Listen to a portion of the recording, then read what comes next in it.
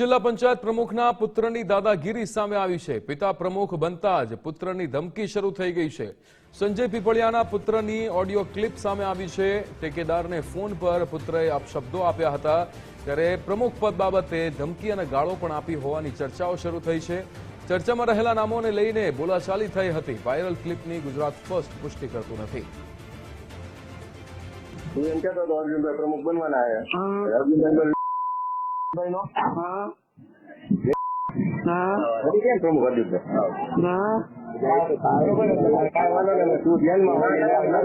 तू विरोध में आयलो तो याद करूं तू विरोध में आयलो तो याद રાખજે याद है जो विरोध है जो बरोबर અને નકર હું તો ઉપાડી જ લેવાનો હતો મારે ક્યાં જરૂર કોઈ નહીં બરોબર। હા એટલે કે જો જિલ્લા પંચાયત કે જવાનો ને હું તને ઉપર લેવાનો ઉપર લઈ જઈને ભાઈ બરોબર। દેખાતો નહીં હજી તને કહું ખોટા ખોટા ભણવા ક્યાંય આવતો નહીં। હા એમ બરોબર। આપણી સાથે લાઈવ જોડાઈ ગયા છે રહીમ। અહીંયા પિતા પ્રમુખ બને છે અને પુત્રની ધમકીઓ શરૂ થઈ જાય છે।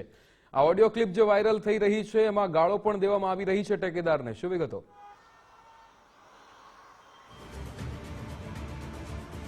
વિક્રમ, ચોક્કસપણે જ્યારે પિતા પ્રમુખ બનતા હતા ને ત્યારે અમુક સંકેતો પણ કુદરતી મળી રહ્યા હતા, કારણ કે ગત રોજ જ્યારે પ્રમુખની વરણી થવાની હતી, સામાન્ય સભાની શરૂઆત થતી હતી, ત્યારે પણ એક જે સંકેત મળ્યો હતો કે લાઇટ વહી ગઈ। માત્ર જિલ્લા પંચાયતની જ લાઇટ ગઈ હતી, આસપાસની ચાલુ હતી। જ્યારે તેણે ચાર્જ સંભાળવાનો હતો તેની ચેમ્બરનો જેનું મુહૂર્ત હતું ને મુહૂર્ત દરમિયાન જ લાઇટ વહી ગઈ।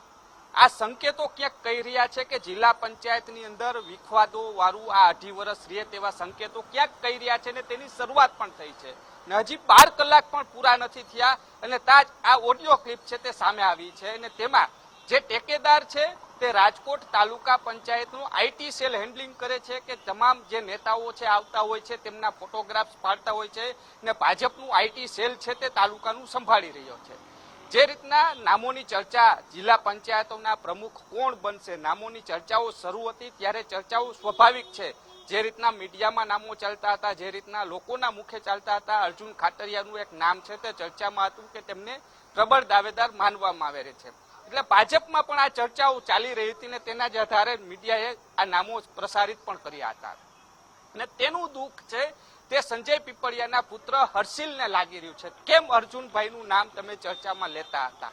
એટલે સ્વાભાવિક છે આ ઓડિયો ક્લિપ અત્યારે સામે આવી છે ને સ્પષ્ટપણે ધમકી ભરી રહ્યા છે કે હવે જિલ્લા પંચાયતમાં પગ પણ ન મૂકતો। ભાજપના જે પ્રમુખ છે તેનો પુત્ર ભાજપના ઠેકેદાર એટલે કે આઈટી સેલના જે હેન્ડલિંગ કરે છે રાજકોટ તાલુકાનું તેને કહે છે કે જિલ્લા પંચાયતની અંદર પગ ન મૂકતો નકર ઉપાડી લઈશ। આ પ્રકારની ધમકીઓ ભર્યા વર્તન માત્ર 12 કલાકની જ અંદર કેટલું યોગ્ય આ સવાલ છે। બીજું 2.5 વર્ષ તો હજી કામગીરી લોકોની કામગીરી કરવાની વાતો કરી રહ્યા છે પિતા, પરંતુ પુત્ર કઈક ધમકી ભરી ભાષામાં વાત કરી રહ્યા છે તો શું પુત્ર આજ કરતૂત કરવાનો છે જિલ્લા પંચાયત ને આખા રાજકોટ જિલ્લામાં? એટલે સૌથી મોટા સવાલ ઉત્પન્ન થઈ રહ્યા છે। હજી તો ખુરશી મળી છે ને ખુરશી મળ્યાની સાથે જ આ પ્રકારની ઓડિયો ક્લિપ વાયરલ થઈ છે, ઘણું કહી રહી છે।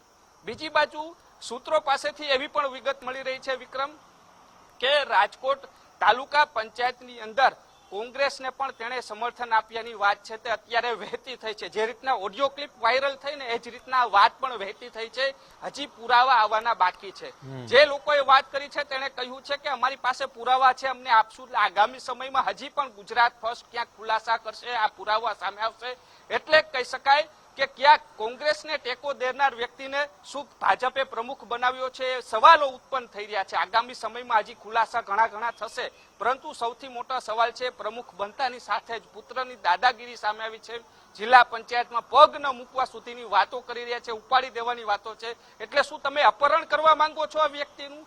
જિલ્લા પંચાયતની અંદરથી અપહરણ કરવાની વાતો થઈ રહી છે।